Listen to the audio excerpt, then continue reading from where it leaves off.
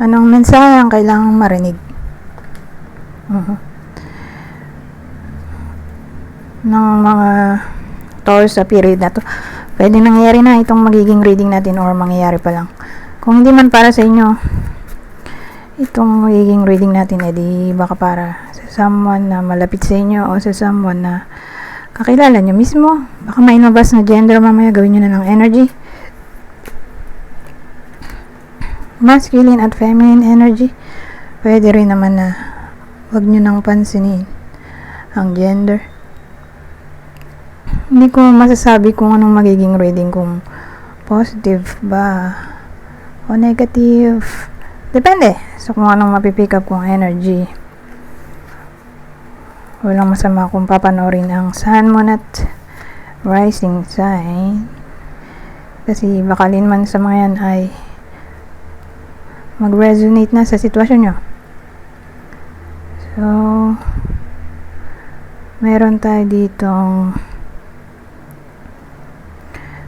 High Priestess. Ito, 8 of Pentacles, 5 of Swords, King of Wands, yung dulo. So, bida natin ay lalaki, pwede ring babae kung extrovert. Mas tatama to sa kakilala nyo. Pero kung ganito yung itsura nyo or kakilala nyo, edi may palatandaan kayo para malaman nyo kung para sa inyo ba yung reading or hindi. Yung tao kasi dito moreno o morena, so yung babae or lalaki. Okay, pero mas tatama to sa lalaki, pero pwede rin namang babae kung extrovert. Morena.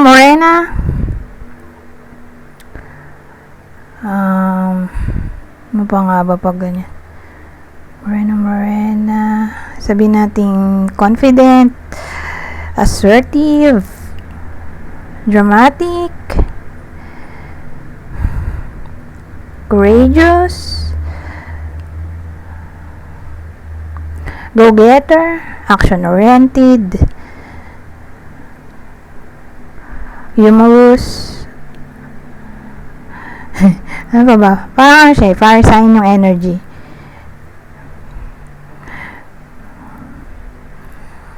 Yun na lang. Tama na yun. Wala nang may isip eh. Ano meron? 2 of Pentacles, fearless pa pala to, ha? Ito, ang 2 ay High Priestess, 8 of Pentacles, 5 of Swords. Well, ang dating sa akin, may something na hidden eh. Either hidden or may awareness na. Okay.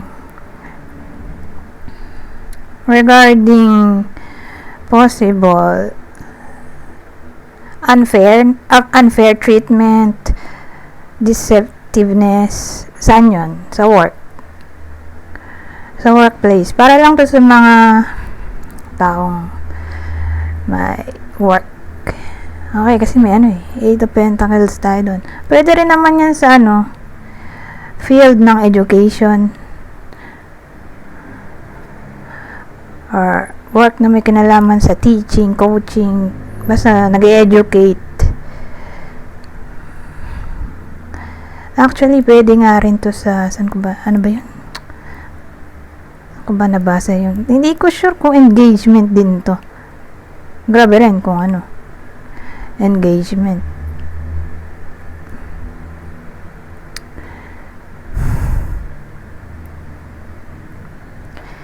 Ang dating kasi, engage na yung tao. Tapos malaman-laman niya. Or whether na-discover o madi-discover.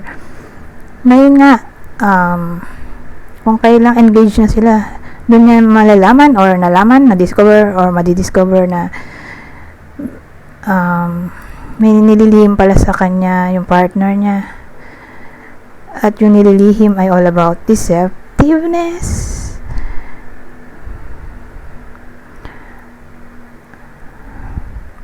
Kasi nga may the 5 of Swords tayo. Parang unfair treatment or ano pa ba yun? Conflict.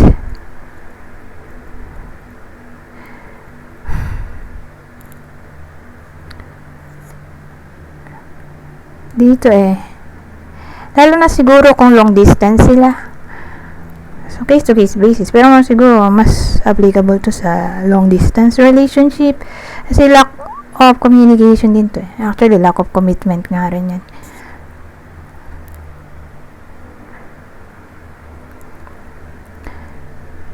Ngayon kung walang kinalaman sa relasyon at magpo-focus tayo sa work, kasi nga sabi ko sa inyo may nabasa ko engagement daw to. So kung education, field ng education, work in general,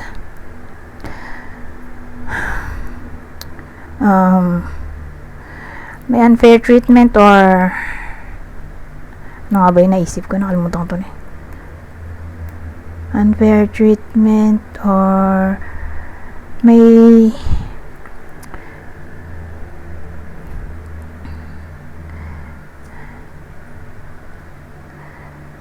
kakaibang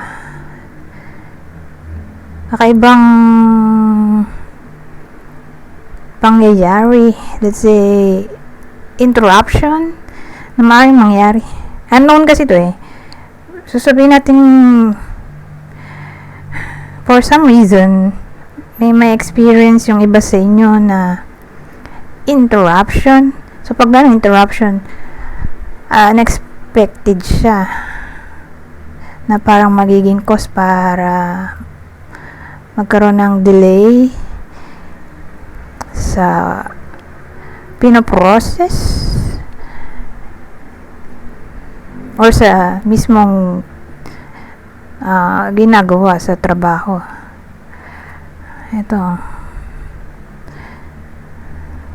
Meron pa nakalimutan ko yung 5 officers, ano ba? Pero hindi tayo pala pwede magtagal, 7 minutes na, dito pa lang tayo. Marami akong naisip, kaya hindi na tayo pwede magtagal. Boring na pag magtagal tayo sa isang spread. Mag-aaral nga ulit ako. Meron ako kasing kodigo. Yung parang ganito. Makakuha nga sa taas. May mga kodigo siya. Nakalimutan ko na yung ibang meaning. Mag-aaral ulit ako.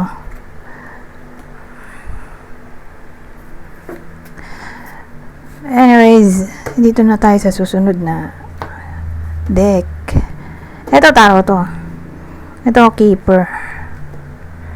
At ito ay Lenormand, just in case ma-curious ka, ano ba to mga to.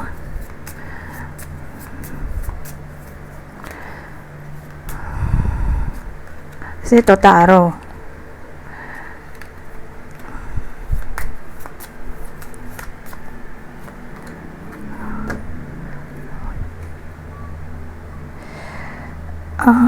So main character babae yung bida. Kaya may sorrow tayo.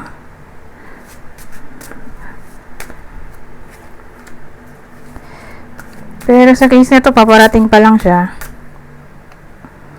Hindi to nangyayari na. More like, mangyayari pa lang.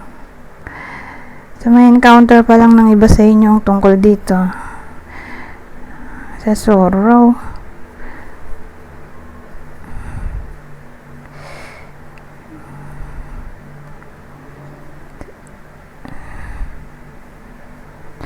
Niisip ko, ano kayang cause ng sorrow dito, pero maganda dito kasi ang dating anything na nagkukos dito or magkukos pa lang pala kasi paparating pa lang siya kasi kung ganito dumating na yan kung ganon darating pa lang. So again, may something na pwedeng mag-cause para maging sad ang iba sa inyo. Ngayon, kung ganun nga, may mangyari mang ganun, don't worry. Kasi may healing dito. Magiging strong kayo para harapin yung problema. Ano kaya yung sorrow dito. Specifically, teka. Tungkol saan yun? Ay! Relationship eh. May heart tayo. Clarify natin to. Ano ba yung cause ng sorrow? Ito. Relationship, romance, edi heartbreak. Babae lang naman tatamaan ito. Babaeng Taurus. So, love life eh. Whether single or in a relationship. Pero kung single, baka crush niya. May something na may madiscover siya sa crush niya na pwede mag-cause ng heartbreak. Ngayon, kung relationship eh, malawak yung topic. Basta heartbreak. Pero don't worry, sabi ko nga sa inyo, may healing at ma-overcome din yung challenge. Dahil dito sa bear,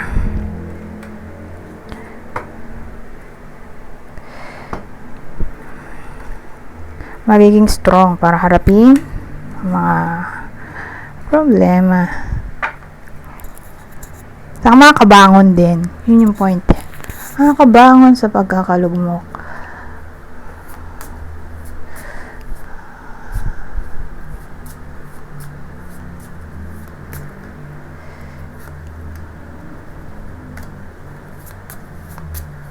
So, okay, babae lang ha. O, pwedeng person nyo to. Kung babae ang type. Ngayon, babae ulit. Babae na naman. Pero sa case na to,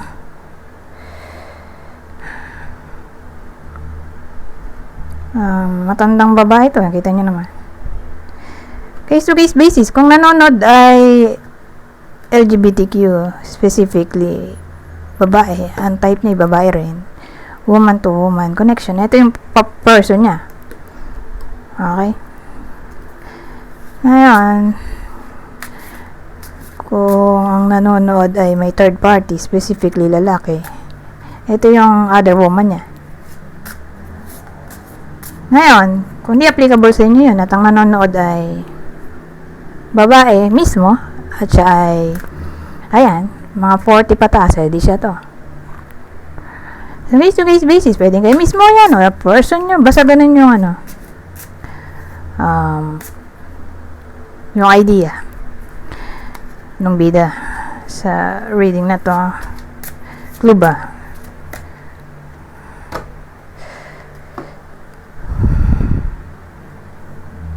Nanay nga rin to eh. Pwede rin tong nanay. Regardless kung anong edad. Nanay. O married woman.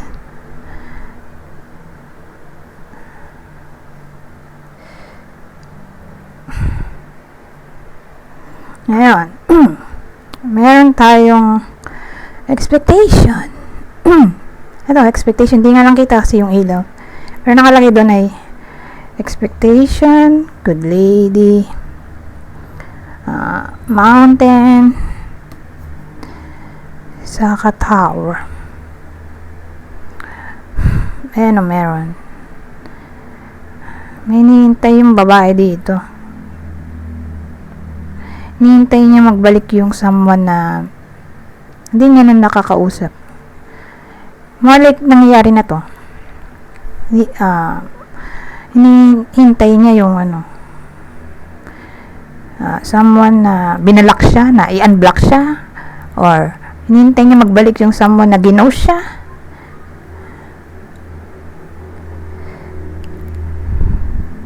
Kaya lang kasi solitude, ito na 19 tower. Kung ganun na yung nangyayari, kasi nga sabi ko sa inyo, nangyayari na to, may blocking na nangyayari, or iniwan yung iba sa inyo, or for some reason, hindi sila kinakausap na someone na importante sa kanila. Hindi lang naman relationship to, pwedeng kapatid niya, kaibigan, magulang, na parang nakasamaan niya ng loob dito. Naging cold sila for some reason. Hindi pa yung magbabalik. May tower dito naka-defense mode yan. Naka-defense mode yung ano, yung person niya dito. Wala pa. Wala pang reconnection. Sad to say. Pero sa period lang naman na to. Hindi naman to forever. Yun nga lang, isang buwan to. Buong buwan. So, again, 30 days lang naman yun. 31 pa lang ngayon. 31 yung buwan ngayon. Ibayin na nga natin. Balik tayo sa tarot.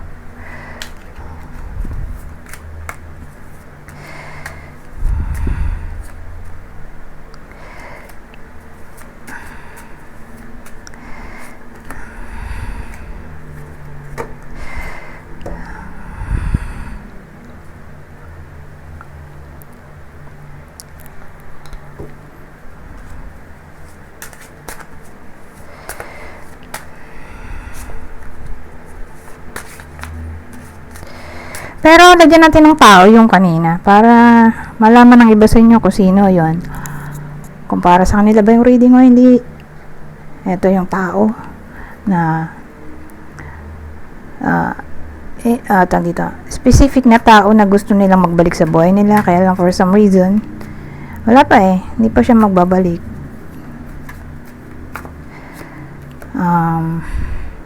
Libra. Ito. Libra ulit. Specifically Libra, Libra.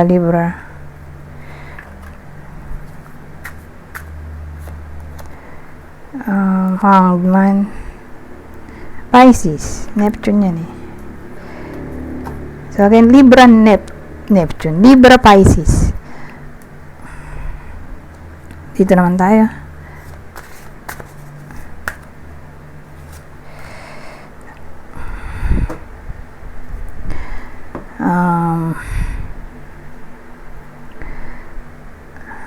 Napalaki naman yung space natin kanina. Medyo nahirapan ako sa space kasi ang laki kasi nito. Kaya lang kung ibang card kinuha ko ang liit. Lahat sila maliit. So pinalaki ko tong Lenormand. Anyways, meron tayo ditong the Fool, Two of Swords, Rider, Dog, ano yun? Fool.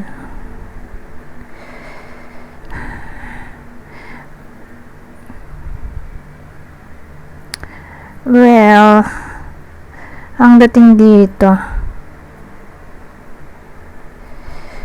may someone na para bang gusto niyang makipag-communicate or i-visit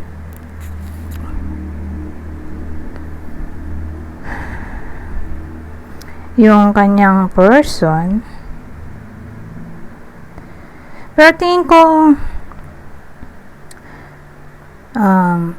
yung person dito ay friend. Kaya lang may indecision kasi dito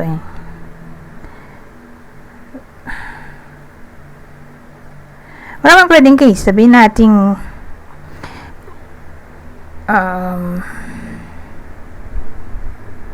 all about confession to.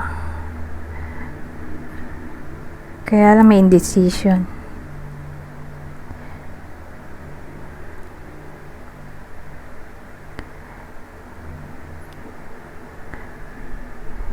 Confession wala sa friend.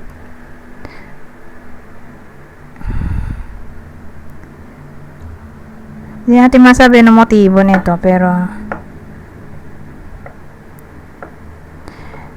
kung crush nyo to, parang ang dating hindi nyo alam kung magko-confess ba kayo o hindi sa friend nyo. O pwede rin namang depende kung kayo yung naghihintay mula sa friend nyo na mag-confess sa inyo. Malabo pa dito may decision kasi doon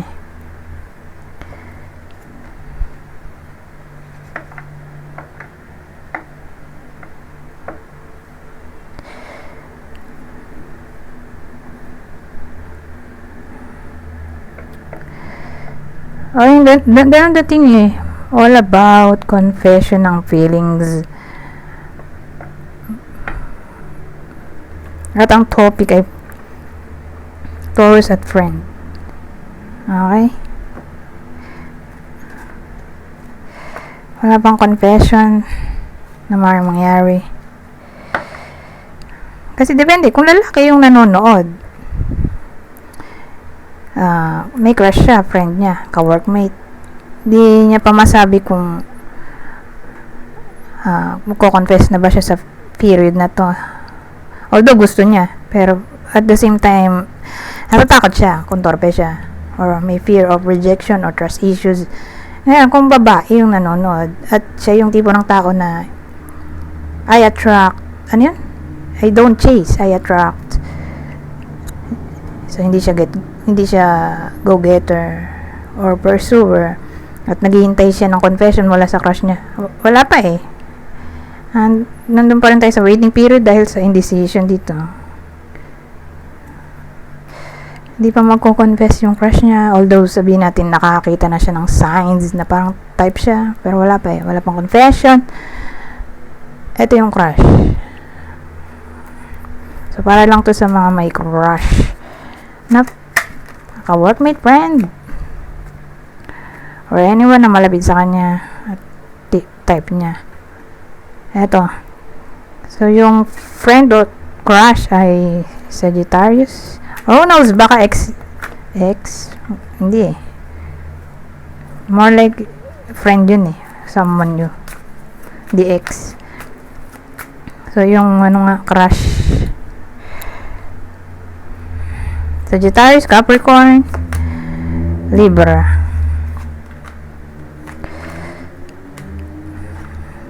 Ngayon, dito tayo mag-end. Ito, sa last deck ko. Babasahin ko na lang tong part na to. Kunin nyo lang yung mensahe na sa tingin nyo ay fit sa sitwasyon nyo. General advice at prediction na to sa period na to. Ay, hindi pala kasama ang prediction dahil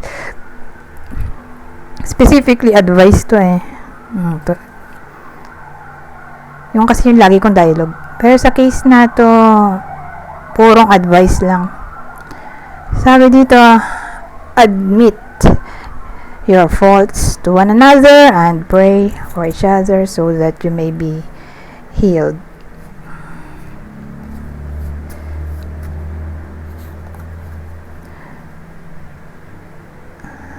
Sabi naman dito, Lord, give us wings to soar above our problems, great and small, with strength and faith and confidence to trust you with them all.